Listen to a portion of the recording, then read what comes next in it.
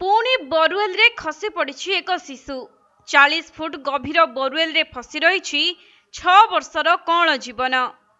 तेबे सही 6 वर्षर पिला को उद्धार करने अभियान जारी रही। मिलिथिबा सूचना अनुसार उत्तर प्रदेश रेवा जिले में मानिका गाँव में एपरी अभावनीय घटना घटी जहाँकि गतकाली अपराह्न समय पिलाटी खेलिबा बेले बोरवेल भितरे खसी पड़िथिला। आउ पिलाटी खसी पड़िबा परे तुरंत घटनास्थल में उद्धारकारी दल पहुंची कार्य आरंभ करिसेंती।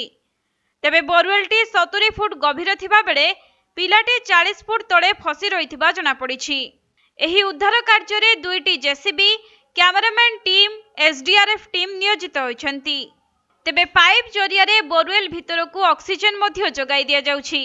आउ पिलाटीर स्वास्थ्य अवस्था उपरे नजर रखिबाकू बोरवेल भितर को सीसीटीवी पठा जाइछि, किंतु बाटरे प्रतिबंधक हेतु पिलाटी निकटरे कैमेरा पहुंची पारिनी।